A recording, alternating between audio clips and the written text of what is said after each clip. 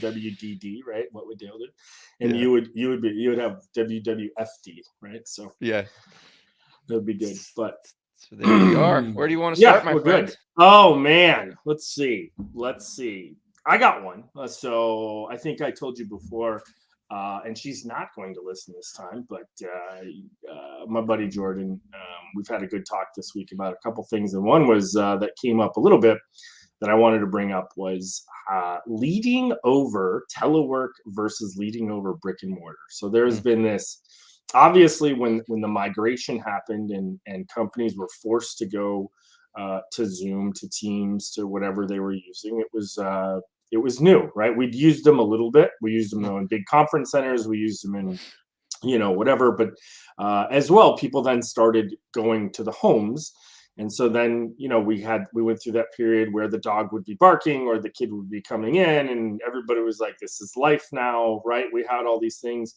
And now we're starting to have the migration and the argument of, well, do we go back? Do we not go back? Right. And it's almost business versus society in some respects, right? The worker versus the owners of saying, I don't want to go back, or I want a hybrid, or I want something else. So it's bringing up a lot of how do we take on those challenges, and how do we, and more importantly, I think, is that if you do have a working relationship that is involving employees that are teleworked, or you're not there, how do you how do you lead those people, and is it different, and how is it different? So I think that'll be, if I could bring that one up, that'll be the first one I think that I want to bring up today.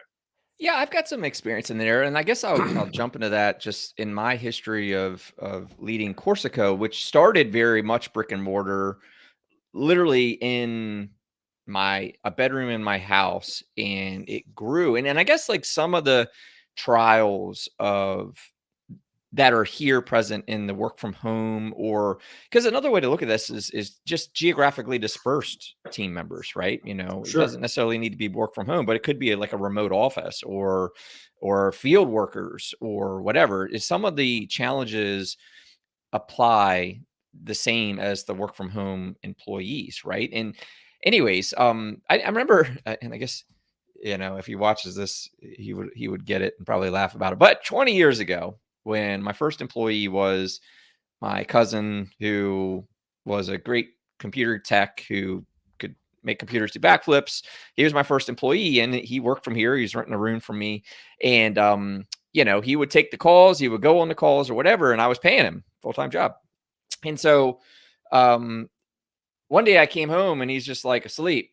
And I'm like, hey, man, like, I'm not paying you to sleep. Like, what could have you been doing? And so that led me to hire my second full-time employee, which was my wife, who, we had enough business coming in where I started to push more chips on the table. But what her job was then was to just run accountability, right? She was going to field the call. She was going to then schedule him, and rightfully so, just because it was growing to be hard in that first year for him to take the call, schedule the calls, do the calls, report the calls. So anyways, what am I getting at? So there was an element of trust there that initially, was required, was broken, and we had to make some changes. When my man was young, he was 20, we were 23, man. Like, so no harm, no Sure. foul. Mike, if you hear this, man, it's funny. But that was the pivot, right? So it became about trust. Now, fast forward, Corsica grew. We were very much brick and mortar, but we had field technicians who would go out in the field. And again, a manager is not there over top of a field worker, right? But so therefore, there needs to be a standard of expectation, a standard operating procedure, so that you can send your technician out or your field worker, whatever, and have the trust that they can follow instructions, they can follow our process, they can be skilled enough in our trade to resolve the issue or whatever the situation was. Um, and then we grew further to where we had employees, and some were geographically dispersed, that said, hey, Dale, man, I'm driving an hour to work every day, back and forth. And can I work from home? And so there were times I did that. And I did those with the employees that knew what a good day looked like. And they were zero touch management in the day-to-day in the office, as it were, right?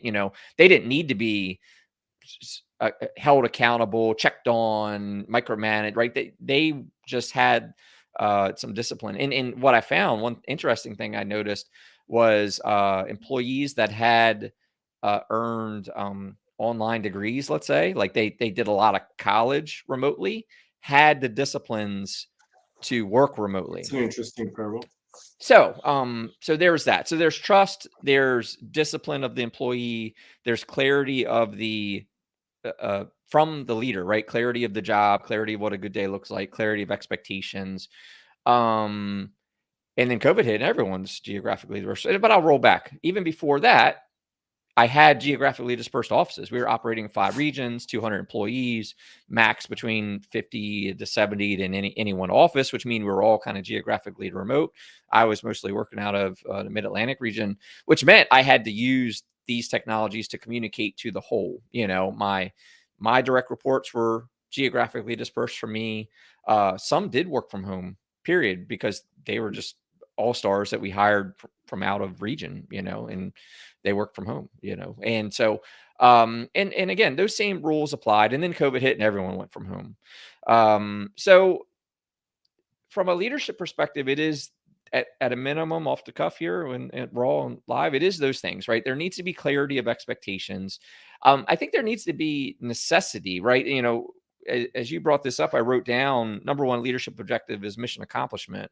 So how does work from home apply to mission accomplishment, right? Because there could be the preference of the leader, right? That, hey, there's no real reason that someone has to work from the office aside from what the leader wants, right? There is that. And I know that. And because there is some old school, some of my partners were like that, admittedly so. They would say, I'm just old school. I want to see my people. I want to see that they're here. I want to see that they're working. I want to be able to walk out and talk to the team, which I think is perfectly understandable to a degree. It's just their comfort zone of leadership, let's say. And so I think it's the challenge today, and I think the perspective that even employees need to have some grace with their employers and their leaders or whatever, is that, sometimes work from home just doesn't make sense in the big picture. Sometimes it makes all the sense in the world. Like I feel like some organizations went remote and they're going to stay remote because they eliminated significant cost of maintaining space. Sure. One of my initial concerns were with commercial real estate. Now all these businesses who just stayed traditional brick and mortar and office buildings or whatever realized that they can get away without that $20,000 a month lease. And that $20,000 a month almost goes straight to the bottom line. Right. So I had a big concern with what COVID was going to do to the commercial real estate market. And I think that's probably playing out now in a lot of ways. But that's my rant. How about you? I think it depends on your industry, obviously, right? Like, so I think with different things, you have to change to adapt to what's happened, right? Everybody adapted during COVID somehow, some way, right? in some respects, right?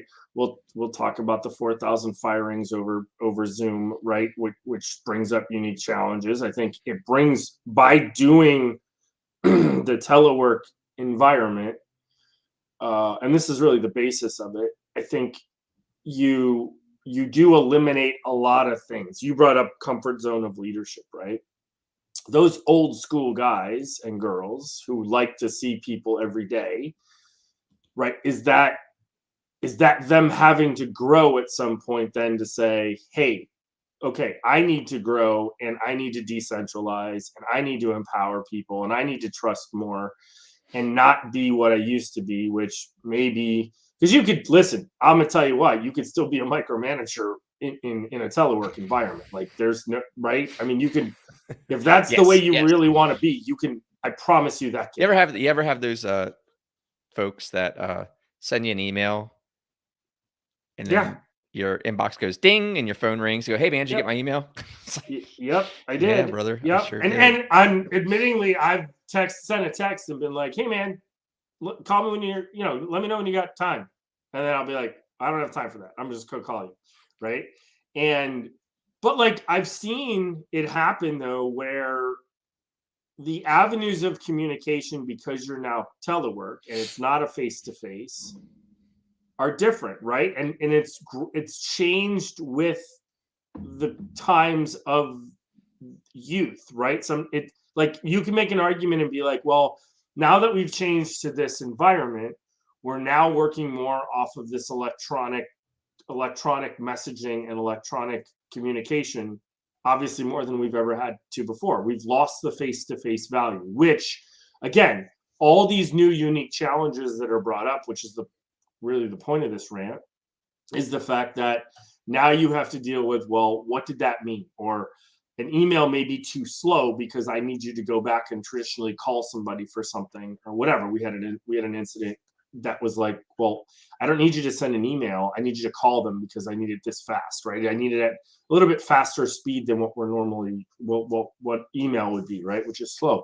So I think to your point about clear definitions of stuff, I think you absolutely have to have that, right? And you have to kind of, well, and with telework, I think also what you end up getting, and one of the advantage of doing it is that you hope that people get inspired potentially, especially if you're in a creative type of a sector, that maybe someone gets inspired during non-traditional time and just will say, hey, I've got free time, and instead of reading a book, I want to go work on this because I'm really inspired to do it at that point in time, which potentially is really good, right? Then they're not stuck on X amount of hours or whatever. But again, you're the employee then is sacrificing on his own or her own their own kind of times for what happens for themselves, right? But I think that's what's been empowering to employees is they're saying, hey, I'm valuing more time to be at home to get my kid off the bus instead of doing latchkey kids, right? Like there's a whole freakonomic effect here that's going to happen that we're going to see in 10 years. That's going to be like, hey, these latchkey kids and all the studies they used to do about parents not being home because they were being something. Now all of a sudden the great migration happened. People are home. They value their home things. Now they're home. What is that doing in 10 years to the generations going forward? Like there's a huge, butterfly effect, I think, that we'll see at some point, which is very interesting to me going through it. Well, I think that's a really good point that needs to be acknowledged, which is bringing back some personal freedom and joy to the worker who no longer has that hour to 3 hour round trip anymore, right? Like, Yeah. because, I used to commute to DC fresh out of the Marine Corps. It was about a 3 hour a day round trip. And if you do the math on that, 3 hours a day, 5 days a week, 52 weeks a year, those hours add up to one full month, 24 hours a day, one full month of time that I spent commuting. So 1/12 of my year was in commute, one full month. Midnight 1st to midnight on 31st, I was commuting.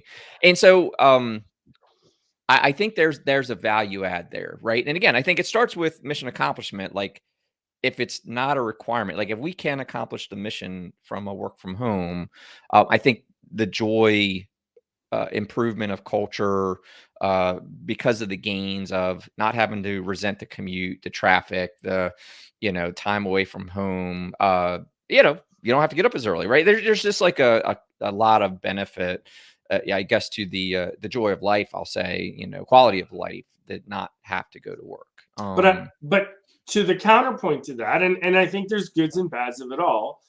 I'll be honest with you, I'd pop an Audible, and I never read more books in my life or that were read to me, let's put it that way, than when I had my 45-minute to an hour commute, right? And I was doing the same thing.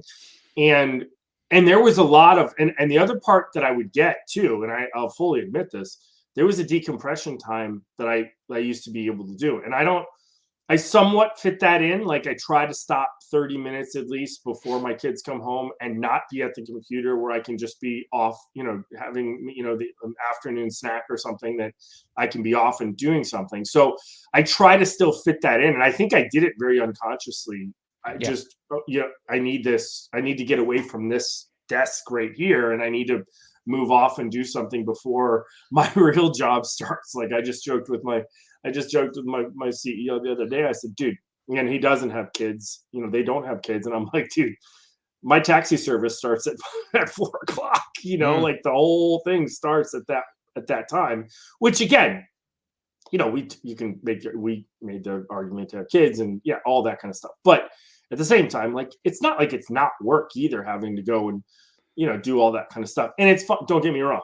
That's the part that you're, the personal part that you kind of give up. But I also know in the mornings on Saturday, in the mornings on Sunday, my kids aren't getting up until, especially my older kids, they're not getting up until maybe 10, 11 o'clock. And my wife's usually reading a book. So I'm like, hey, I just like, well, I got nothing to do. My days are kind of the same, right? That's the monotony of it too, right? Is the monotony is that your days are kind of the same. So you have to find ways to break those. Well, I think molds. that's a part of, that's so leadership aside, you're diving into my world of high performance, which is Right. like, you do have to have transition times. It's my recommendation to people to don't block 30-minute and 60-minute and 90-minute blocks of time for things. Block 25, 50, and 75 respectively, so that you can properly transition from one thing to another. Because even when we're in the office, if you're going from meeting to meeting to meeting, to call to call to call, the stress and the subconscious, what I call the subconscious grind on each of those things, is compounding. That's why by the afternoon, by the end of the day, you're just drained, because you're actually carrying the weight of every engagement. And so it's a practice of mine, a practice that I teach, is to say, hey man, book your stuff for 25 minutes, book your meetings for 50 minutes, and use that 5 and 10 minutes in between to release the tension, meaning like, hey, I'm going to wrap this up. And what were my to-dos? Okay, throw them in my to-do. What were the meetings? Throw them in my calendar. So and then look ahead. Okay, what am I walking into? And look at my notes, get ready. And now I've got a clean break, right? I've taken off the rucksack of that past engagement, and I've put on my helmet to go and do the next one. So it's a good transition. And you'll find, if you have these transition practices, that you'll have so much energy going into the next thing and through to the end of the day, because you're not compounding that stuff. And you made a really good point that is worth acknowledging. And I think twofold. One is having transition time from the work from home, like transitioning from work from home to work. Because again, if you just end the day, close the laptop, and just walk straight into the chaos of the kitchen, because I'm a parent too. I'm a parent too. The chaos of the kitchen. And if you don't maybe take 10 to decompress, like you said, because you're right, man. You hit something I hadn't thought about, which was that decompression time on the road, that 30 minutes, just listening to music, listening to podcasts, listen to a book, whatever, like truly letting your brain have the relief of the day. And then getting home. So certainly, again, and that's kind of a high performance topic, but jumping into a leadership topic, just because these employees have this extra time of their own, I think it's a mistake for a leader to go, well, hey, since you're not commuting, can you get started could you start taking this time from them? I don't think it's a fair land grab for a leader to go, hey man, well, since you're not commuting anymore, you need X. And now that 8-hour day turns into an automatic 10, just a thought.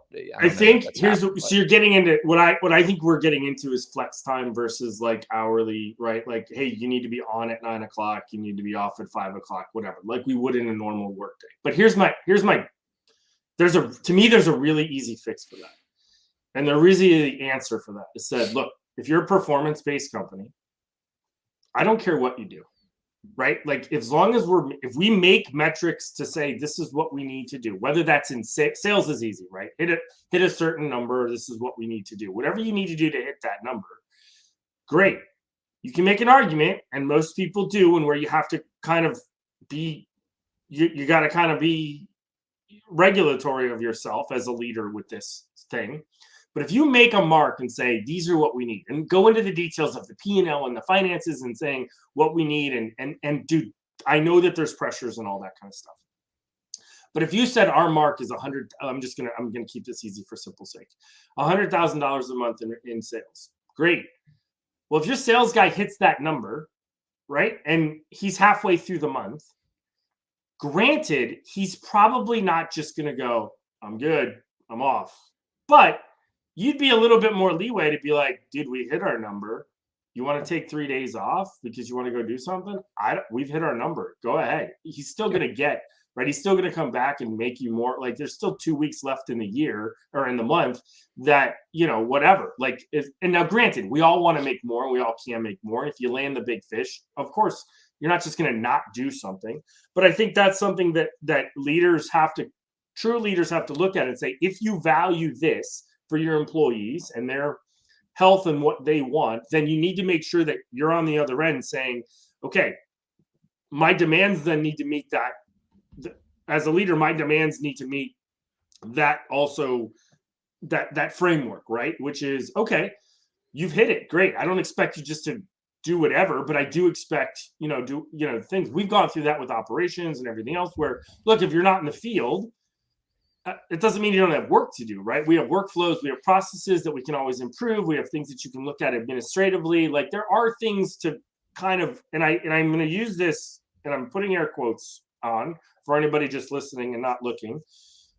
Fill the time, right? There are things that have to be done and that we can do to improve, right? Because if you improve efficiencies, you can improve your bottom line, right? In savings and cost effectiveness. Like, that's an easy one that people can understand. So I think when you use flex time and you're using versus, because brick and mortar, you can walk in and look, people could F off just as much in a cubicle as they can at home, right? I mean, they could really do that. We've seen Office Space and the red stapler and everything else of saying, look, you could do that, right?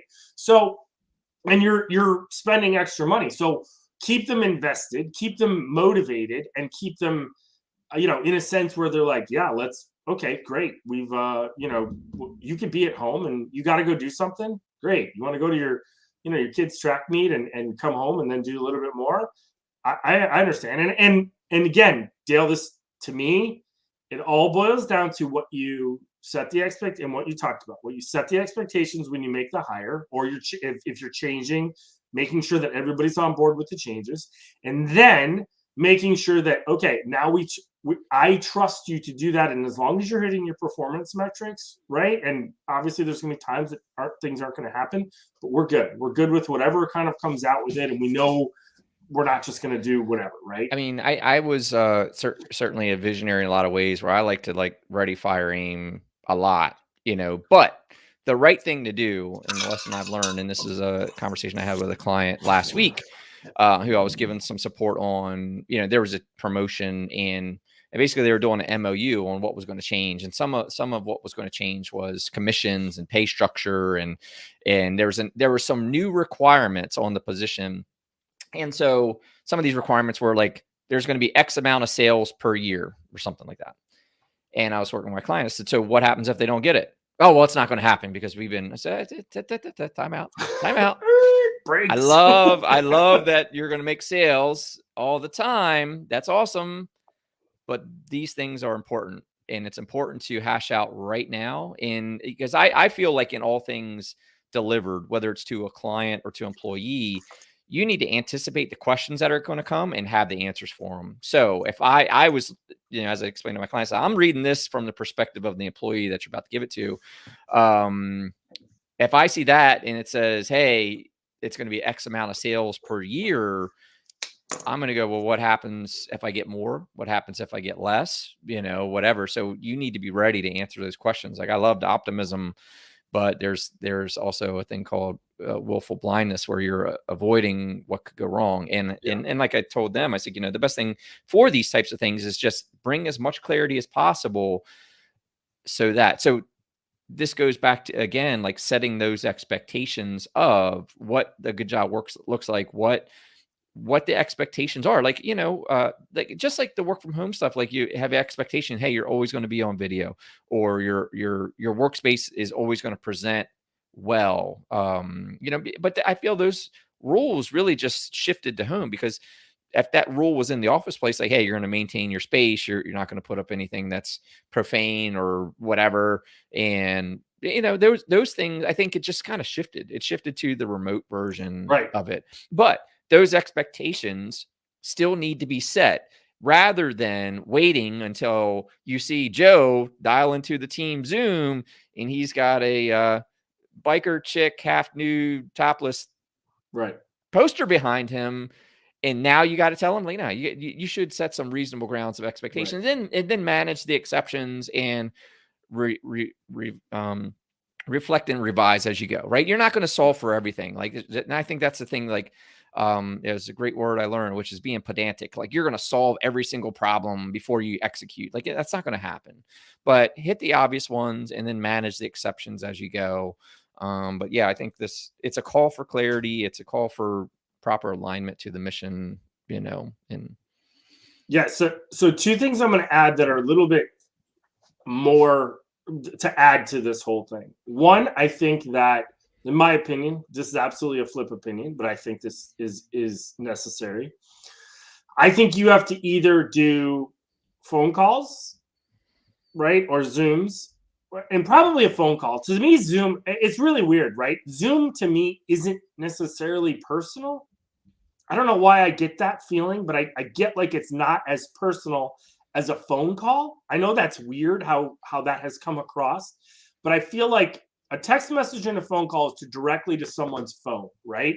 This is more like a work environment where even if I Zoomed you on this personally, just because I want to see you, to me, I still think it's work, right? It's a work environment that has just been taken virtually.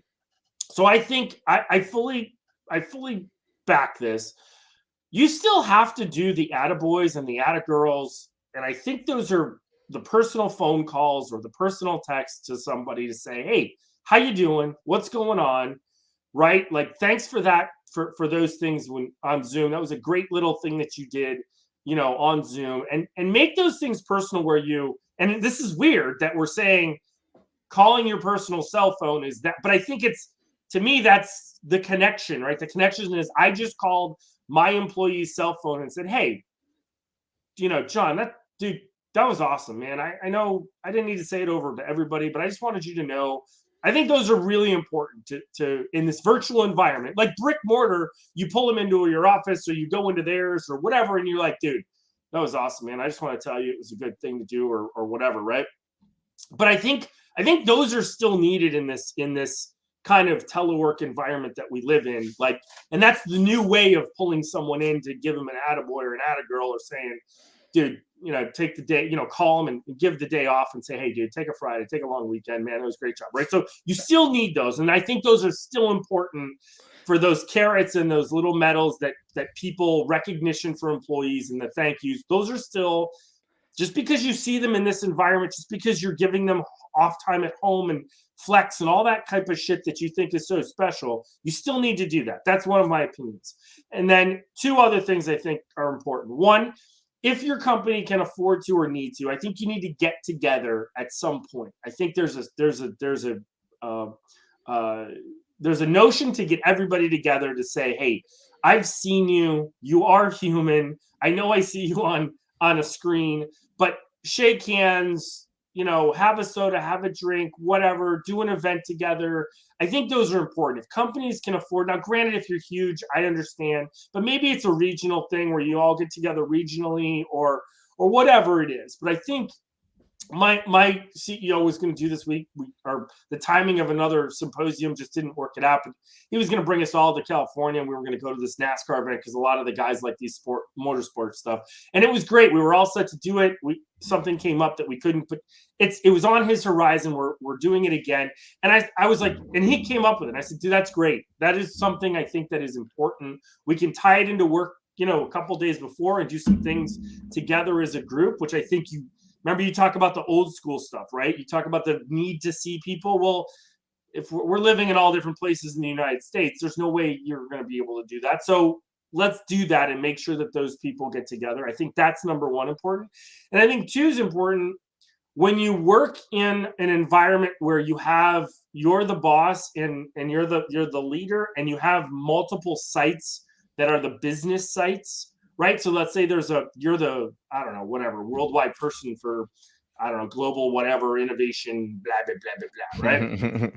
If you got people in Germany, you got people in Denmark, you got people in Brazil, my opinion is you make an argument to your boss to say, "I need one of those trips per year to those places to go see those people, right? Because I think it shows, again, it's all about affordability. It's all about can you, but I think the value of that whole thing, right? That, you've been there when the value of a handshake. You could talk about old school where people go, dude, I could look you in the eye and give you a value of a handshake and know I'm with you, right? Vice's signing an NDA and all that extra stuff that you need to do, right? Which you do anyways. But I think being able to go and like see your people, see what their work environment is, understand that's whatever, where it's this hybrid where they still go into work, but you're in charge of them from a different spot, right? I think you have to be able to still go see those places and be invested in their environments, right? I think that is a huge piece that I think doesn't go away whether you're this hybrid brick and mortar or whether you're not. Now, I'm not saying you go to people's houses. This is specific if you have obviously places around, but you could. The argument is that, hey, if I got people in Cincinnati, cool, I'm going to go to Cincinnati and maybe we'll meet in a hotel and you know what I mean? Like, so I'm not going to definitely go to their house, but let's go and meet and just say hello and we can all get together. Like, we could do that too. If there's a group of, like, there's ways to get around this where you could be in front of them. Because I think it shows as a leader, you care. I think it shows that you'll go the extra mile, right? And as, like, in a big business, a plane ticket is nothing. A plane ticket in a hotel is I mean, it's a write-off almost, right, every year. So I think you're able to the value of that is so big to go, here's me. This is me. This is normal. And you don't make it structured. You just make it, hey, thanks. And maybe it's to give an attaboy in front of everybody else, vice to doing it. You know, you talk about the value of a written letter and you know, we went back to Bob Iger's thing when he wrote handwritten letters to people, Vice even typing them. He would handwrite the entire thing and send them. And I've got letters in things from people that I thought were valuable in these day and age, right? And so I think those couple things there are still important as a leader to maintain and to almost advance your trust when you start to build that kind of things with people. I think it's a similar topic, right? Because when we talked about social media last week, and a leader's role to be played, right? I think the conclusion was that the rules of leadership didn't change, just the medium did. Right. And so I think that's the same here, because everything that you just said, you know, as you said it, I was kind of imagining the brick and mortar office, right? Like the walk in the halls, the happy hour on Thursdays, right? The quarterly offsites, right? Like all those things still like took place, right? Like the need to go grab a hotel room and bring the leadership team together, or, you know, whatever, like those things happened pre-COVID. Like we did those things. We did the offsites. Again, so I think, like, you know, to round out the work from home stuff with regard to leadership, it still comes down to, like, the rules of leadership didn't change. Like, rapport is important. Trust is important. Knowing your people is important. Clarity of their job and expectations are important. But, you know, COVID didn't corner the market on the necessity for good leadership these days. Like, those things applied then. I think what's changed is the ease in which you cannot do those things. Like, you know, like the work from home. I kind of will, and I don't want to get on my rant about like kids and their damn games today, like an old man. But it's so easy to be mediocre and complacent and comfortable today, thanks to technology. Sure. And I will say that means that's the same thing for leadership, right? Like, it can be so easy now to not do the things that you mentioned, right? Not go to their cube, just shoot them a text, right? Sure, you can easily shoot that text, but that's a mediocre move, man. Like, you know, when it calls for a conversation, right? So the mediocrity, the right, because being a leader is hard, right? So it's easy to play that avoidance game and avoid these conversations, avoid these things, especially when you're not passing that guy in the hall, right? Or seeing them in the team meeting where you got to sit in a room with them for 5 minutes before the meeting starts and cross paths as you're walking out the door, right? These things, when we were all in the office, like I feel like enabled some necessities for some of these things that can today be easily avoided. Is that making sense? Kind of. Yeah, no, Yeah, it's so it's it's the stuff you don't talk about, right? That you need, and so you have to artificially create them in this telework world, Yeah. right? And you have to go out of Intentionally your create them. yes, Yeah. and it's Yeah. intentionally creating those scenarios and those situations which you would normally have in a brick and mortar, and they're not the same, right? They're not totally mirrored in how you do it. You have to be creative with it, and I think again, you fall back to what you talked about. The basis of those things are still the same. I don't think the foundationals of leadership, of how you need to build trust, how you show transparency, how you do those types of stuff, those are still there. Granted, the rules are changing also at a furious pace, right? What There's rules? that the rules to just business in general Mm, are mm. changing at furious pace, which is almost mirroring how fast this has changed for us in this environment, right? I mean, it instantly went to Zoom. It instantly went to, I was using it before because I was doing telework from a company in DC, and they were like, we don't, you're a program manager. We don't need you to come in. Like, it's fine. It's not a huge deal. Cool.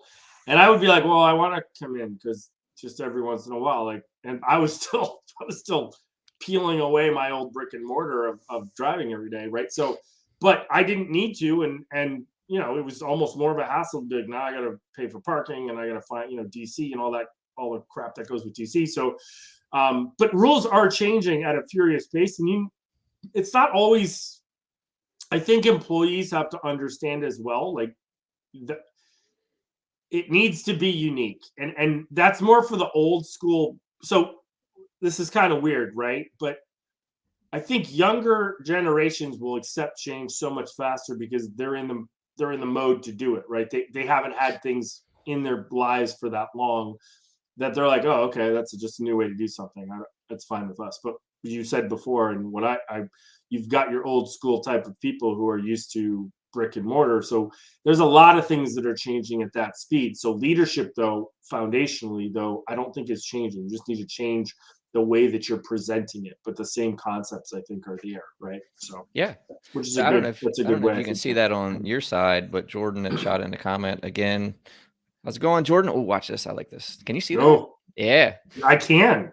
My observation has been a lot of seasoned career managers, employees have loved work from home, but what is on my mind is how to lead and provide experiences for people who have entered their careers in this telework environment. Do you try to simulate experiences in a different way, consider their considerations for their development? Yeah, so I think this is kind of what you were just covering, like being dynamic, being intentional. Yeah, and again, just being intentional like that. Yeah, it's hard things to think about. It's yes, leader. It's one more thing to think about, right? How are we going to get everyone together this quarter? How are we going to, increase engagement so people can meet She each other, said see each she other? said she wasn't going to listen. I told you we're going to have her on here full time. I know I'm going to get her to be here. So listen, I think that's it though, right? She hits. Oh, go put that. Can you put the question Yeah, back up yeah, so I can read it? So I think we've talked about this before, right? You could potentially at this moment in time, and I think I've got this. Considering my daughter is a Gen Z, I think that's right, right? So, and I'm a Gen X. In between is boomers, right? And then you still have, no, I'm sorry. So you have boomers, then you have Gen X, which is me. Then you have millennials, right? And then you have Gen Z. So well, at this you have me, which is a zennial.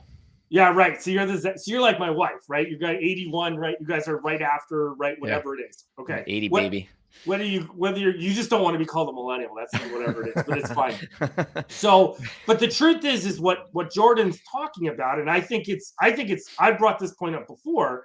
You have 4 generations in there to deal with, and with social media and accessibility more than anything, we've never had that before in our lifetime. So now you have old people, right? And I love my mom and dad to death, but they're the boomers, and you have them still owning companies and now having to adapt to my daughter, right? Their granddaughter, in a sense, they have to adapt to their granddaughter being an employee, right? Because you can have 15, 16-year-olds right now being employees. And again, there are some things I fully would understand and go, okay, you still have to write your own rules.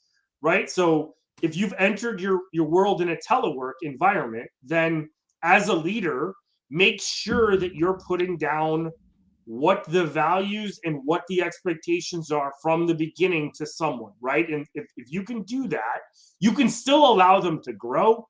You can still allow them to do things.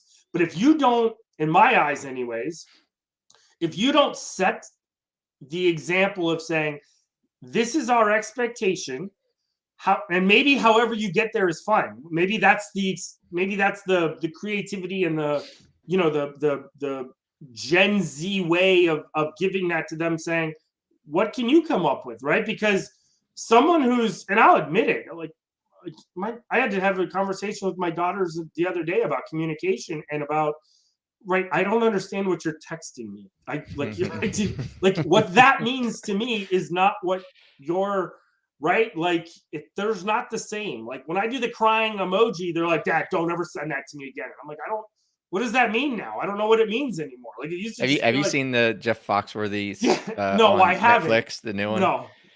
So spoiler alert, he has a bit in there where he talks about his mother getting an iPhone, because he's probably 50s or 60s, whatever, but his mother getting an iPhone, and she calls her and she's like, what is LOL? And he's like, what?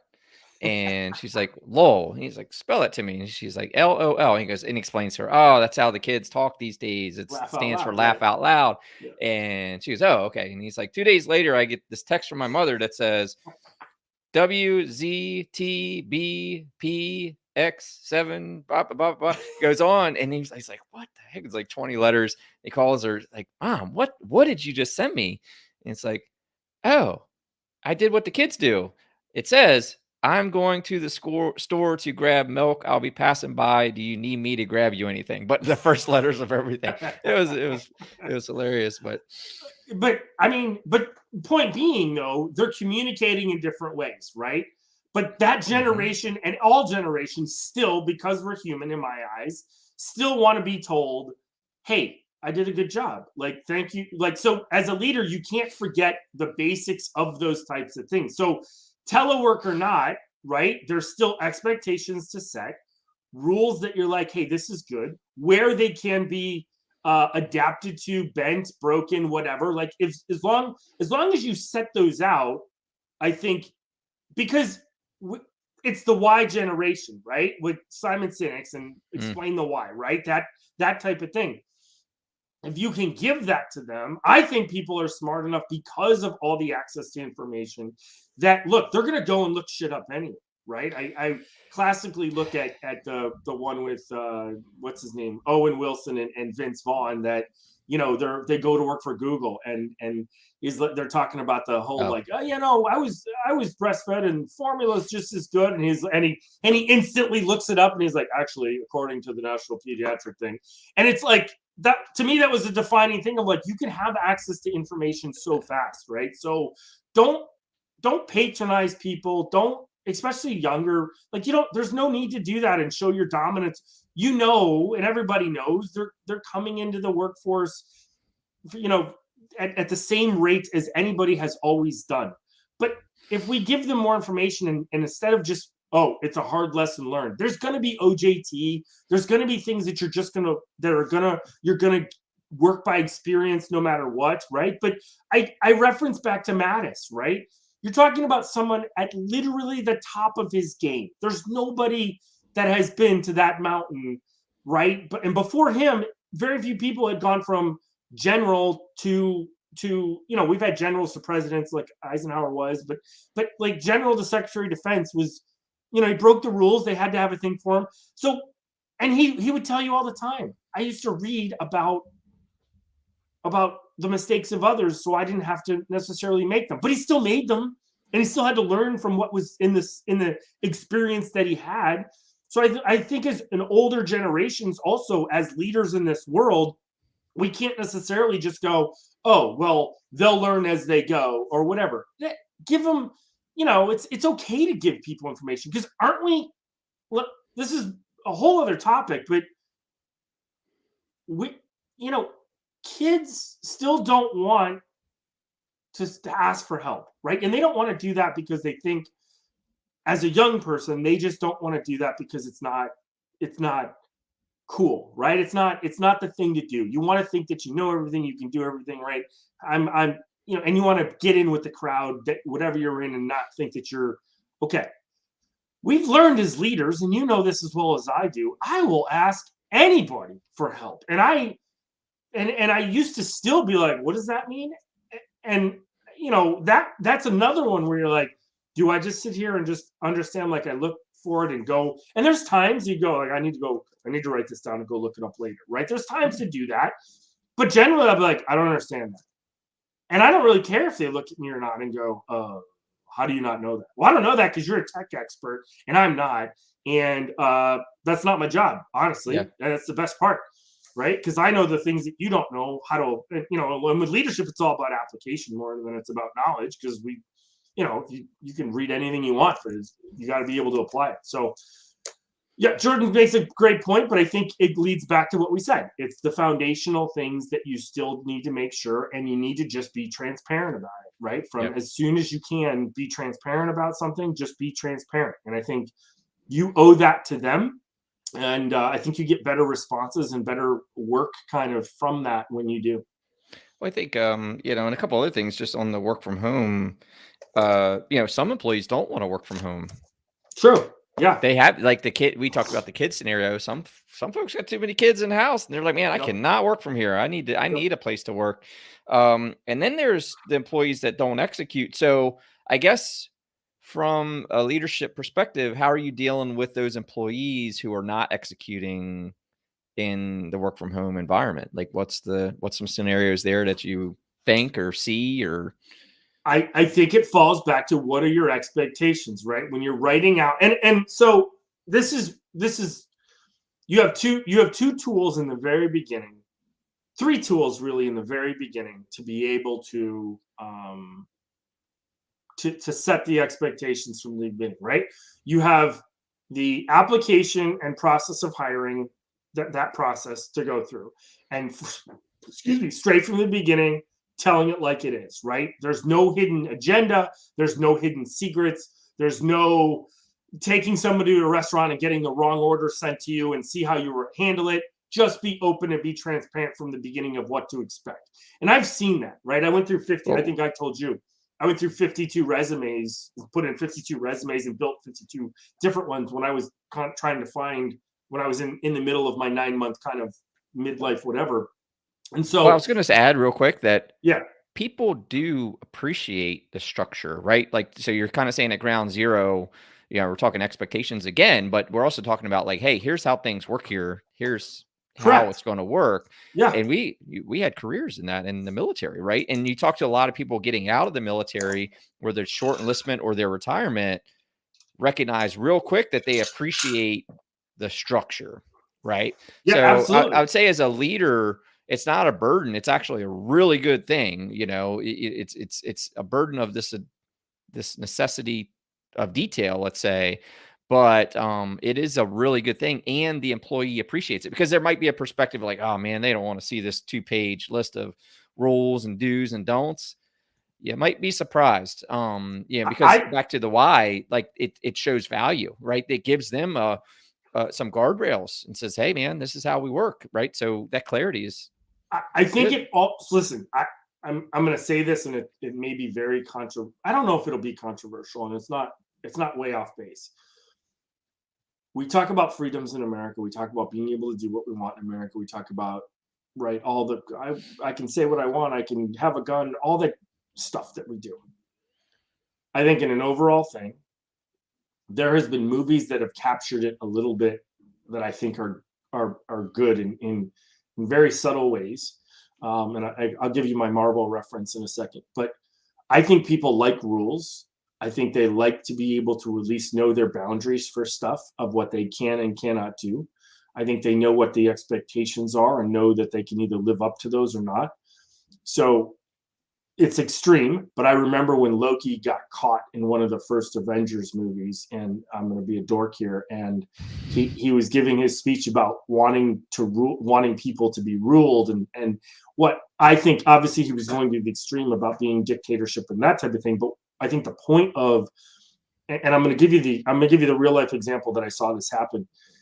If you train somebody to do something and they truly love to do it, I have seen that people love to do it, right? They want to do that. And when you don't give them that type of thing, or you give them like just a clear palette of like whatever, and without rules, they have very much problems adapting to that about what to do, right? They don't know to do that. So my example is this. I can remember being, and I think I've said this before, I remember being on the Kitty Hawk strike group in Japan when it was there. And our only job, and the job that is still there, I think it's the Reagan that's there now. Their job was deterrence and basically being a circus show to make sure that, anything that was happening in the South China area, they were there to do that, right? And we didn't do real combat stuff. We said we were the 911 force. If reaction shit would happen, we would be there. But the truth was, nothing was really going, it wasn't really going to go off, right? At that moment, when we were there, back in, it was 2007, we weren't going to go to war with China. We weren't going to go, Russia wasn't a player in it in 2007. And so and all the big stuff was going on in the Middle East. So the real action and the real bombs being dropped. So we were dropping fake bombs in water. We were crossing lines just to show that we were there to people, so that, Kim Jong-un would get all pissy and be like, oh, what are you doing, right? But the truth was we weren't. And guess what we saw?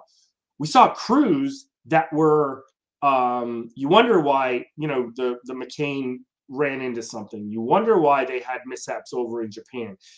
I truly feel like one of the reasons was because you weren't really doing the job. You were doing it, right? And some jobs are done regardless whether you're at war or not, right? You're still operating a ship. And so but the purpose driven behind really wasn't there, right? You came out of boot camp, you're like, raw, we're gonna. Was it a structure? Was it a structure thing or impact of purpose? I think it was totally impact of purpose, right? But the structure was there. But so it's both things, right? It's having the structure was there, because what you ended up with when you didn't have the purpose, the breakdown of structure was happening, right? The mistakes were being made. The what the fuck are we doing this anyway for type stuff was happening, right? Now, counter real quick, and I'll get to you. Counter that with when we went to the Gulf in 2015 and ISIS and those dudes were kicked off. Dude, totally different. We were there for 10 months, longer than we ever deployed in Japan. And I promise you, we had less problems every single time. We pulled into port every pretty much 35 days to refuel and all the crap we had to do. We had less problems because when we went back out to sea, the ordnancemen were loading bombs, and they knew that those bombs were going to get dropped on things that were actual targets, and we were doing good things. And leadership came back and said, we need to show those people how they impacted. And I've talked to you about this before, right? The cook knew he was creating food to give to those pilots who were going off to drop bombs. And you can make direct correlations that the system and the purpose together formed units that were like, man, this is hardened. This is exactly how things are going to work. And that to me leads back to when we talk about come with a good purpose, set some boundaries and some rules for people in the very beginning. They don't even need to be like super constrictive. You could make them, hey man, we expect this, right, from you. Like however you get it done, we don't care. It's just if it gets done, it gets done. I could care less what else, right? And that kind of stuff. So sorry, I didn't mean to cut you, but I need to say the second half where when you give people purpose and you give them the tools to do stuff, I think even with a little bit of boundaries, which is what I think they need, I think you get the results you want. Yeah. And I was trying to make the point that it's not even about what they need, but they want it, they appreciate it. And absolutely. So and what I was hearing you kind of say, well, it was reminding me of that cliche a little bit. And that's why I kind of asked the question was like, were they with absent and it sounds like you're describing, I was thinking lack of structure, but you're describing the relative weight of importance of the mission perspective, right? Because it broke down structure, right? Like we had not, like you said all the time, well, then we had nothing to do. So when we went off, you would blow off steam. You didn't have to blow off steam necessarily that hard when you went, because, right? So yes, purpose, but it was built into the little, because here's what we could do. We were ending up trusting people more at a younger rank, right? Or younger, in this case, you'd be like younger people, younger hirees. You could trust them more because you knew that their sense of purpose was being fulfilled within the small boundaries of structure. Because you can make an argument and say, the less you have, the more chaotic it is, the more structure you need to keep it going, right? So as long as people are meeting the missions and they're staying within your maybe small structure that you put in place, great, then you're getting it. But it's when then you go, okay, now that we have that, we could get right. And it happens in business a lot when you're like, well, we could make more money. Well, wait a minute. Hold on. What are we doing? Are we changing the rules? Are we changing the rules for teleworkers now because of whatever? If we are, okay, that's not how we hired them. But if we have to change them, no, there's going to be. That's a really, really good point. And back to kind of like that client engagement I was using as an example. When there's change, it's important to regroup and document it, right? Like to your point, like, hey, we're work from home now. Things have changed from the initial expectation. So we need to regroup and, like say, take an organization that went from brick and mortar and now they're working from home. Like, I feel like that organization probably needs to go back and do MOUs of employment for everyone to go, hey, nothing to do with you, nothing to do with me, but the world's done changed. The way we operate has changed. And as such, it's important that we get a new set of rules here because we don't, obviously, the old rules of brick and mortar don't apply anymore. So here's our expectation. And you can do that with a town hall. You can do, there's so many ways you could do that. But I think it is really important to like, as you said, right? Because absent that clarity, right, you leave open the things that are going to happen. And there's always that, well, no one ever told me that, well, I didn't know. And again, I feel that burden is on the leader to get ahead of that proactively. So let me ask you this thing. I think we're going to stay on this topic all day, but which is great. So let me ask you this question. Should there then be different rules for different people? Give me something more meat to chew on. All right. So let's take HR policies. Okay, we're just going to keep. I need to keep it in general. So let's just we need to keep it general and things. I don't want to go into specifics about it. But should there be? And I'll give you my opinion about it first, and then you can kind of. Actually, I'm going to let you chime on it first, and I'll give you my opinion. But should there be different So since we live in this telework world, and there's things changing all the time, right? And there's a lot of fluid stuff. And if you hadn't thought of everything in the very beginning, you may have to go back, like you just said, and create MOUs for different things. So the question lies and becomes, and let's don't take 1,000-person company here. Let's just take small businesses, right? And say, okay, should different people get different rules about HR policies because of things like potentially, what if you have a hybrid work environment where you have some people going into work, some people not going into work, some people doing whatever? Do you think it's fair then where you just go, okay, so since we hired, so let me also put this one on the table. I believe, in my opinion, that when you talk about classes of people, there are different and by classes, I just mean like titles, right? You have an executive suite, you have middle management, you have, right? So there are different things that apply to those people, just like you would for compensation, right? You're going to compensate people more at the top, but the expectations of them are going to be also more than you are at the bottom, right? In some way, shape, or form. And everybody falls into the company mission, vision, and guiding principles. So the question, though, becomes, when you start to do, we're just going to leave it at rules in this case. Do you believe, and don't take classes in, for example, but take general HR stuff rules. Do you believe that because of what we've been talking about, do you believe that you could specifically change and personalize rules to different people as you build your company? Hey, you're coming in. I'll give you an example. You're coming in. I don't need you to go into work all the time.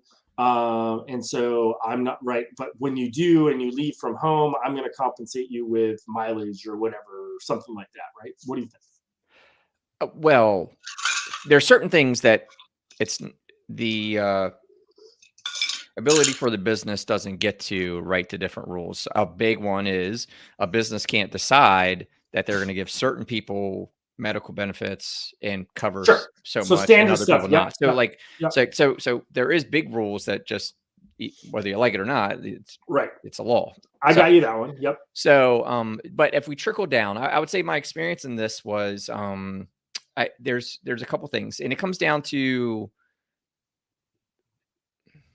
the impact of can we not call them rules and call them standards for a minute? Sure. Yep. That's fine. So there could be standards that apply to one team that don't apply to another. So let's say you've got a outside sales team that is talking to clients and representing the company externally every day, all day. And there could be a standard for that team and that role that needs to be adhered to as their dress code, for example. Then there also might be teams that just work in the office. No one sees them but them all day, and their job is production all day. Get it done, man. They may have a lesser standard, which it might be a little bit more business casual or cargo pants and t-shirts, but company t-shirt type of thing, because they're going to get dirty or they're going to get sweaty or they're just, it's better for morale or whatever. It's a different application because it goes back to ground zero. The mission's different, right? So because I did have that, I was trying to think of what it was, but we had certain things that we thought were applicable company wide, but as we tried to implement them, realized it had different impacts. So then the discretion needed to be taken down to that of the leadership teams, right? The department heads, so that they could make the call on X, whatever it is. And again, you just got to be careful to make sure that, again, managers know that they can't, the leadership still applies, right? They can't get super down to where, I'm going to pay him to his commuter time and I'm not going to pay him commuter time, but they're next door neighbors, right? Like that's silly stuff. Now you're discriminating like that. I'm gonna say those are go without saying items, but there can be different standards for different teams. But I think, as always, just like working from home or not working from home and whatever, it all comes down to the mission of the company, the team, the position, and the rule should be applicable to garner the best result. Is that what you're after? Is that what you're looking for? I think that's because I was going to say, like, there's another aspect of this work from home stuff, that now that we can go back to the office, and whether we should or not, like we said earlier, we hit the point where some people want to go back to the office. They don't want to work from home. They want to be in that. So I think that's something where an organizational leadership has to acknowledge that, right? Like that, hey, some people don't want to work from home. So what are you going to do about it? And then you may have good players that are just incapable of working from home, even if they want to. So, and this, I think, another opportunity to clarify the rules that, hey, your job is X. And if you demonstrate that you can't meet our standards working from home, the next step is going to be, you're going to work from our new, smaller satellite office, whatever. Right. Yeah. You're going to come in and work, so you, in essence, if there's an option to work from the office, you can then say working from home is a privilege that can be lost, right? And it's up to the manager's discretion, because that was one thing I was trying to get back to full circle, is that sometimes the rules, as you called them, or the standards, the way you solve a lot of these things is say, this is a privilege, and that privilege can be taken away. And work from home, I think pre-COVID for me, in reflection, was a privilege. And that's the way I treated it, which meant, yes, Johnny can go work from home because he earned that privilege, and he is. So far, you haven't earned that privilege because you're late half the time. If we're not on you throughout the day, you're not getting your job done. So I'm sorry, like performance-based. Yeah, we hired you to be here, and I know that he's working from home now, and why not you? Well, there's the why not you. But here's how you can. But again, even if we let you, it's still going to be a privilege. So I think there's some opportunity there for organizational leaders to refer to privileges rather than standards, so that way the management has some flexibility. Yeah, it's good. So it's good. So here's one for you then. All right. Do you still got time? Yeah, absolutely.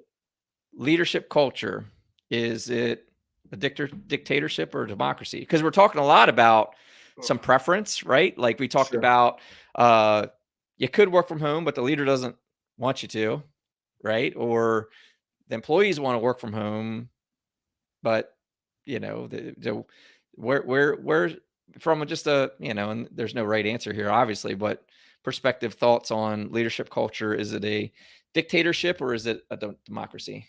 So obviously, with 24 years in the service, I would tell you, um, look, I think it's a hybrid, right? It has to be a hybrid, in my view, right?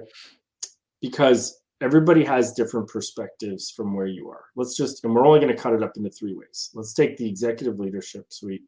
Let's take the middle managers, right? And let's take the your everyday employee that comes in. Okay, your ground level employees. They're all going to have different uh, perspectives of the business from how they see it happening, right? And almost, I would, and not all the time, but I would say a good portion of that time, all of them have a very hard time understanding, even if you actively try to understand the other one's position, you have a hard time seeing what they see because you don't know everything, right? You're not walking in the shoes. A brand new employee does not understand that the CEO is and what his pressures on the board are, or what his pressures on, like, they just don't understand that. Okay.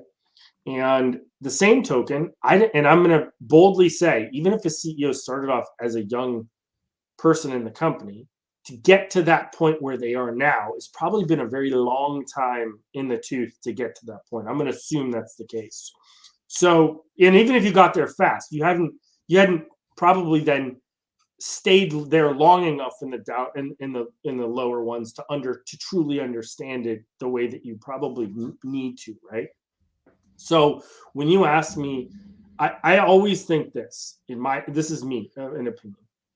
I always think you need to listen to your people, weigh the options of what they want versus what's good for the company.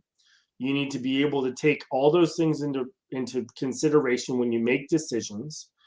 And in my opinion, when you have an executive leadership team at the top, when you get behind closed doors, I think you can battle it out. You need to be able to talk freely, and you need to have a leader, the CEO, let's just use the CEO for this point, that is willing to listen and willing to hear that their opinion might be wrong, hear other things, but they need to also be able to say, okay, I've taken everything into account. Here's my decision. And then be able to put down why. That's the other part of it. Put down why that's the decision, right? So they need to be able to tell people, hey, this is it. Whether it's egalitarian type style where everybody gets the same thing and it's equal across the board, whether it's whatever, it doesn't matter. You need to be able to do those conceptual types of leadership things to make it work. Whatever you decide, it's just, the decision is based upon, right? It should never be based upon just what the CEO wants or based upon one factor, right? I mean, I know money and profits are a huge thing when it comes to major corporations that you need to look at, but it's not always the end all be all of it all. There are other factors that things. You've watched big companies take stands on stuff, and they've listened to their people, and they've also listened to their customers. That's the other side of this whole thing about what their customers want them to be, right? So what's the image that they want, that their customers want them to stay at in what they do? So when you say democratic, I use democratic as not only within the company, but outside influences of the company, forcing you to make decisions and leading you in directions that you want to go. And you have to be able to do that. I think flexibility as a leadership team in the beginning and an openness to talk to one another. But here's the key. Once the decision's made, great, then move forward. Everybody's going to move forward with that decision. As long as it isn't immoral, right, or whatever, unethical, then, okay, we move forward and we execute how we need to, right? If that requires changing mission statements for everybody, if it requires changing parameters of how we do business, if it requires, moving standards towards the right or the left because this is the way of what it is. I think we're in a world now where, we used to, I was just reading a great article about black swan events, and black swan events being these like major critical events that are changing businesses like 180 degrees because things are happening, and like the pandemic was a black swan event. And they were calling them, are they normal or whatever. I don't think it's focusing on the event for me. I think it's focusing on the adaptability and flexibility of a company, and that would make a democratically led dictator, if you will, right? I don't think dictator obviously has a horrible connotation, that you will do what I say it when I do. Because I say it. Yeah. Right. I think people are saying, go F yourself. There's no way I'm going to be a part of that. Right.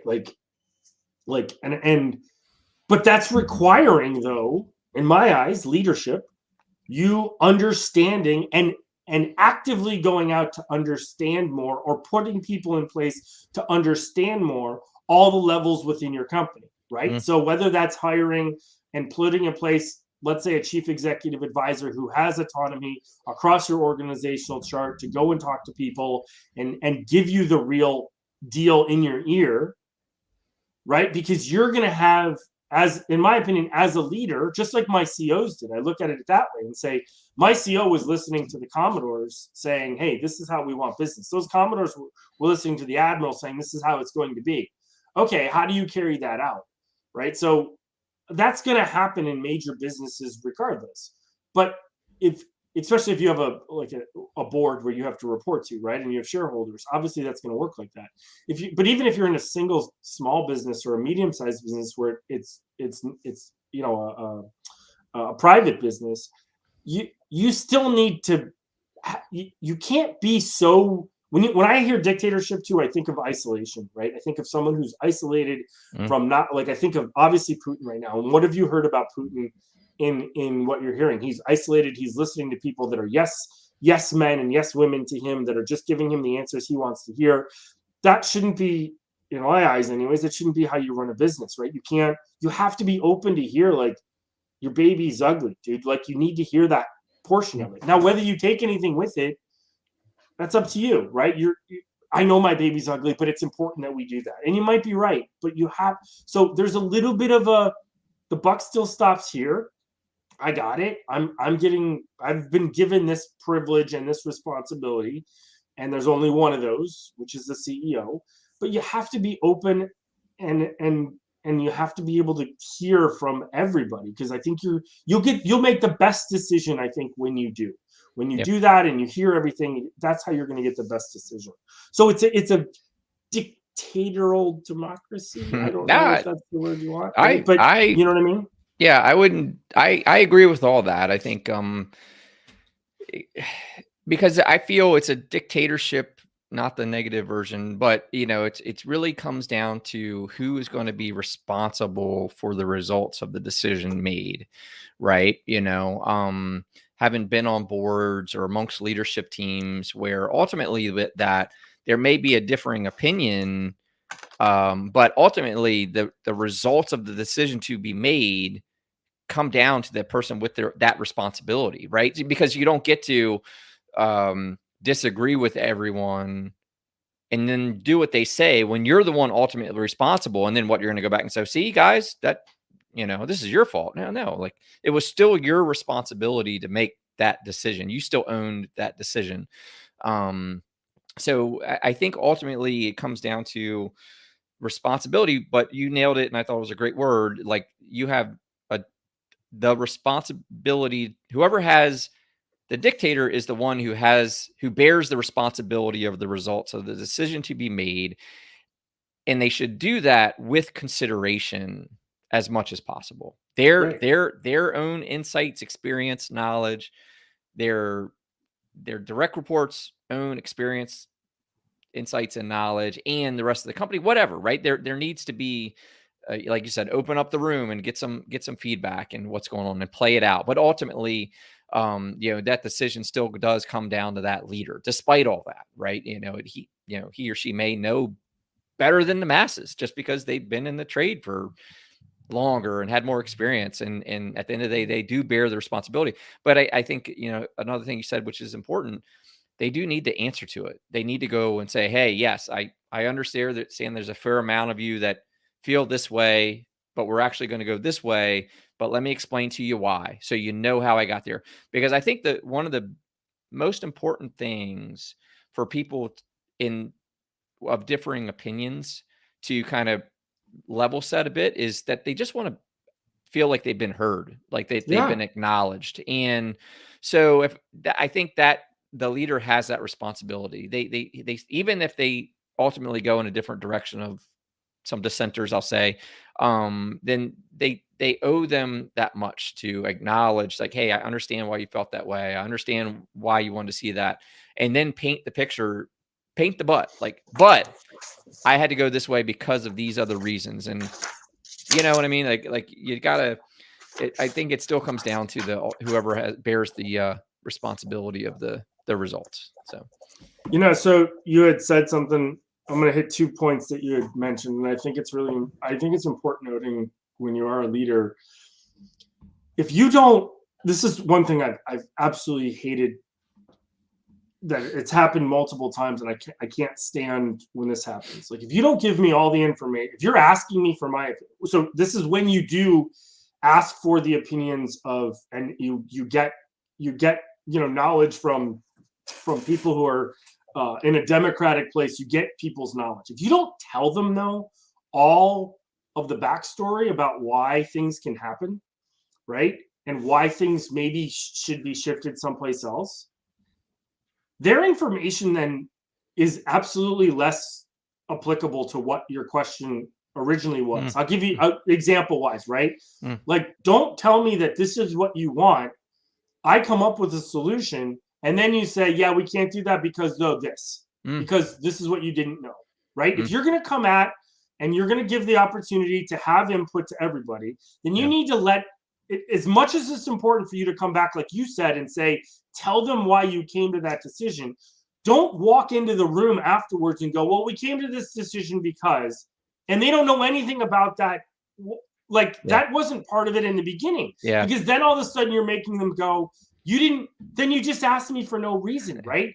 Like, we can get into black coaches and we can get into all that thing in the NFL, but like, don't bring me in just to say, well, I asked everybody and check not, a box. Yeah. Right. Like, not give me the thing. If you really truly want to have an inclusive environment within your company, then be open about it and say, hey, listen, guys, the board and the shareholders are going to expect this. This is what our expectations really need to be. Because if you don't, they're not giving you then, because my opinion is they could have the insight down there, right? And have some of the best ideas could come from the ground up of people who are really invested, that really love their jobs down at the lower levels, and they're man, this would be so much better if, right? I'll use my father-in-law for the example. The company that he works for he's been working there for 30 years. He knows more about the company and how the process works than any time. And he's seen time and time again about upper management, whether they changed hands and they merged or whatever, all the shit that happens. He has seen and knows better how the business works because he talks to his customers, and he knows that they don't. They bring in outside people to make decisions based upon profit only, right? How do we get this better or whatever? And they don't even take the time to listen and say, hey, these are the people that are talking to our customers. This is the number one source of information we should use right here. And it needs to be, at that point, equal to if you're going to use an outside source and what upper management does. But if you don't give them all the parameters, then you're not getting, in my opinion, you're not going to get a full answer anyways. You're just not going to get it. So the second point is, you talked about the why, about why you go back and go, this is the why we made the thing, right? You may not have made the same choice as most of the other people do, and if you've laid out everything and they didn't come up with something that really drove you to change it towards the way that the masses wanted, here's why the why is really important afterwards. And I feel it may be different, but it'll be accepted, right? Or it won't. So either way, but it's going to drive purpose for them. And I think that's the thing that we talked about before. If you could drive your purpose and go, man, all right, that's not necessarily the way I would have went, but you know what? I'll back it, because if they're successful, if the decision is successful and you've now made their lives better because of that decision, and you took their input, whether you went with it or not, now all of a sudden they go, you know what? I understand why they made the decision that they did. I get why they didn't do what we did. We get that really wasn't what it was. We had all the information. But you know what? They made the right decision. They did it for us and the good of the company. Let's just put it that way. They did it for the good of the company, and we're successful. And now all of a sudden, when you have a new decision to make and you go back to everybody in a democratic way and say, let's solicit information and let's solicit suggestions. Now all of a sudden they're like, you know what? We gave them the wrong information last time. We weren't right. They went a different way. But now I understand how they think and how they work, right? And I understand maybe now what my boss is looking for when he comes or when she comes and asks me again. Because I will tell you, I am 1,000% on board with the fact that when someone comes to you and they ask you for something, there are long-term things down the road that you're building, not just what the situation of why you're getting that question, right? You're building trust, you're building confidence, you're building empowerment, you're building caring about people. Like, you're building all those little underlying things. It's not just about that situation that is being handled at that moment in time. And I think that's critical to having long-term relationships with companies that end up being successful. I just think it's absolutely critical. Yeah, I mean, as you're saying that, I was thinking the long game of leadership, right? Like, can't be so secular where it's only about the here and now without thinking, how it's going to how it's going to affect things and your ability to decision make and lead down the road. So, because I mean, people want to be heard. Well, I mean, we're seeing it, right? People are like, well, I don't have to stay in a place that I don't have a voice to. Like, why go? I mean, it's really been what we're seeing is we've never seen before, right, in a very long time. And I think it's with the ways that we have, with technologies we have, you can definitely make choices to do things very different than you've ever done before. And I think as a leader, you need to understand that. And we talk about talent management all the time, about keeping people on board and making them feel that I'm not totally a Richard Branson guy, but he said I'm gonna paraphrase it, but he was like, whatever. It's like, people making sure that your people are so happy that are qualified enough that they could leave on a dime, but make sure that they're happy enough that they don't want to leave, that they want to stay. I think that's, and I know I'm paraphrasing, I battered that one up, but I think that's absolutely how you need to do it. Like, make sure that they're happy, you're good, they're vested in things. They know, though, at the end of the day, hey, the decision's going to lie with one person, and that's fine. And he comes back and say, this is why we did it. And I think that's really the foundations of great leadership. Yeah. And in fact, like, the way you put that is goes down to a ground zero, abundance versus scarcity mindset, right? If you're that leader who thinks like, oh man, if I spend that $5,000 to send them through that 2-day workshop and they leave, I lose that $5,000. That is a scarcity mindset. Sure. The abundance mindset is you're recognizing the investment. And again, if you have concerns, what are they? Put them on paper, address them with the staff, right? Like, if you have a legitimate concern that you're going to invest in an employee or a team or other, that after you do that, the investment's at risk, then you sit down and talk that out and go, hey, look, I'd love to send you that training. However, it's $5,000. And what I don't want to see is we send you this training and 2 weeks later, you submit your resignation. So how do you think we could protect against that? What say you? And it's right. It's an honest conversation. It's not an easy conversation, but it's okay. It's okay. Rather than just make the assumption and then make no moves. And now the employee's mad because you didn't send them to the training. You don't get the benefit of the training in your workplace, right? And that's, again, just check that, scarcity mindset. And yeah, and I think that was also driven by the employees too, right? When it comes from the employee and they assure their employer, it's not really, because when it comes from the employer, right, I get a legal tingle in my body about it. Like, what are we doing legally to protect ourselves, or what are we doing monetarily to protect ourselves? But I think when it comes from the employee and says, hey, look, I love what I do. I think I could be better and help the business if I get to go and do this. And look, I don't plan on leaving. I think when it's generated from the ground up, I think that, to me anyways, it's like when I with this, right, I told my boss, I said, look, I love doing this. It's something that drives me to be able to do, is talk about leadership. And I said, I'm going to talk about topics, and I'm going to meet people and bring people on, and we're going to, Dale and I are going to meet people together that I'm going to bring some of their practices directly back, and it's going to benefit our business. And what is it? An hour and a half out of the week, plus another extra 30 to 40 minutes of stuff I think about anyways. And he saw that as a, well, what's an hour and a half when it comes to the week? Like, that's not a lot of things that we can go and do. And what's the benefit?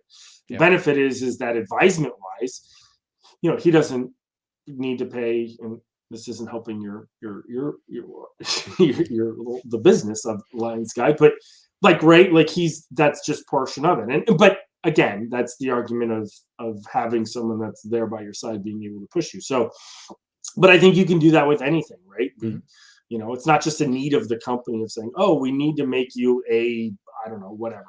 Adobe certified, so let's send you to the school and then worry about them running off. And it's like, well, hey, this could benefit us. And so I think that's also, when we're talking to people, encourage your people to come at you, right? As a leader, encourage your people to come at you with those ideas and why, and think and frame it of, how do we make the business better, right? Not how do we make you better, but how do we make the business better? And so with that in mind, a good friend of mine, Dave Clipson, used to always say, he's actually a Lions Guide member.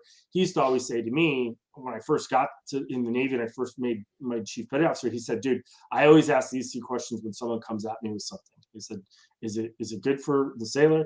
Is it good for the command? Is it good for the Navy? Right? And so he said, if you can answer yes to all of those, then it's probably a good decision to do. If you can't, then you need to do some investigating. And the more you have to say, I don't know, or no, that's not really right, then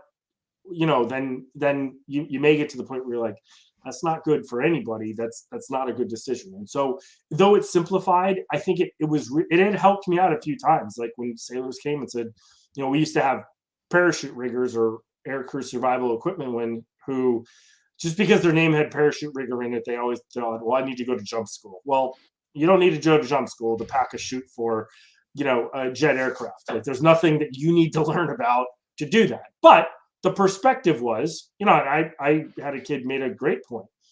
What did it cost us to do and get a seat? Nothing. But what was the risks? Well, but then I had a kid a PR3 come to me and say, hey, look, I want to be able to also teach our pilots about survival and about things, and update their stuff more than they just do for their annual 4 years. He said, I want to be able to do it before a deployment. He goes, I want to be able to talk to them about, he's like, because most of them are never going to eject. He's like, so I want to be able to go and do that school and give them the perspective of what it was like to do that. And, dude, what was it? It was $2,000, I think, is what we paid. We didn't pay it. Obviously, it came out of command funds that we didn't. But, dude, he made a great point. He made a great point to say, dude, I want to be able to do this. And he brought value back to the company. So, I mean, when we talk about that and it drives company purpose and it drives company values, like you can, but I think it has to come from the employee. I think when it comes from the top down, unless you need it, like, hey, I need you to go to this thing, right? Obviously. But when it comes that way, there's a lot of legal stuff that I think everybody gets a little bit shady with that. So, anyway. Cool, man. Well, we're at an hour and a half, so we should bring her home. And I appreciate you, dude. Another great conversation. I think we come in with like 10 things and we spend hour and a half on 2 things, Yeah, which but is that awesome. just gives us more next Yeah. time. So Yeah, because we which, still got to get an ego, man. Like yeah, we got to get ego, ego and we both leadership. want it. We both want to hit leadership and coaching. I think that's another one of youth sports. Really, I think that's one that we want to touch on at some point. We both Lessons in have leadership from youth lessons in sports. leadership. Yeah, Yeah, I sure. think that's a good one to do. That would be a good one too. Well, listen, everybody, thanks for showing up on the Lions Guide on this Thursday, Lions Guide Live on this Thursday, Leadership Live. And as always, we value your input. Thanks for everybody who joined live. Thanks for everybody who's going to watch this later. As always, shoot us questions. If you got them afterwards, just put it in the chat or put it on Facebook or put it on the LinkedIn side, and we will answer those and try to. Thanks again for Jordan for stopping by, our unofficial now official guest. I'm going to say that because I'm still going to try to get her on here. And as always, next week, we're going to be back and we're going to be with Lincioni, 5 Dysfunctions of a Team. I think is next week. No, I lied. Jordan and Amanda will be live. That's right. Jordan and Amanda will be on live next week. Amanda Cannell, CEO of Avari and Ohio Drone, and Jordan Hildebrandt, who has been calling in. She will be on live as well to talk about some unique, I think, female perspectives of business and what they see and how they see it different and how kind of the world is a little bit different in some respects, good, bad, and others. I think that's going to be great, and having them both on is going to be pretty awesome, so we're looking forward to that. So stay tuned in next week for that. We'll have that. And as everybody else, thank you, our Facebook user, for our good stuff. And we will see you guys next week on Lions Guide. And as always, flip out. Have a great week. Be good, everybody.